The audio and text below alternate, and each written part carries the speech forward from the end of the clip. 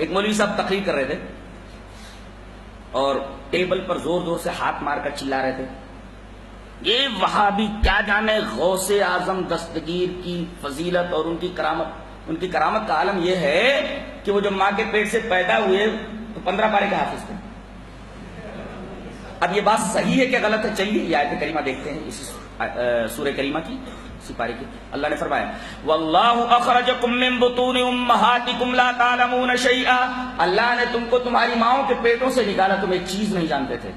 مولوی بولتا 15 پارے لے کر نکلے، یہاں قرآن حکیم بولتا ہے کوئی بھی ایک چیز لے کر نہیں آتا۔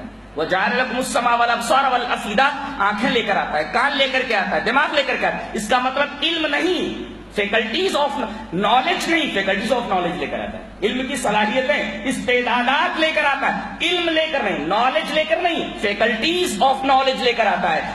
علم نہیں، استعدادات علم لے کر آتا ہے، علم نہیں، علم کی صلاحیتیں لے کر کے آتا ہے۔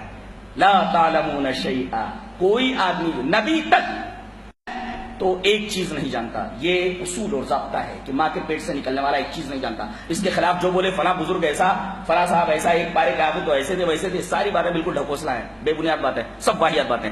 واللہ اخرجکم من بطون، اس لیے کہ قرآن حکیم کی کسوٹی ہے، اس کا معیار، اس کا کرائیٹیرین اس کو رد کر دیتا ہے۔ واللہ اخرجکم من بطون امہاتکم لا تعلمون شیئا وجعل لکم السمع والابصار والافئدہ، استعدادات لے کر کے آتا ہے، فیکلٹیز لے کر کے آتا ہے، نالج لے کر نہیں، علم لے کر نہیں آتا۔ لا تعلمون شیئا، تم ایک چیز نہیں جانتے۔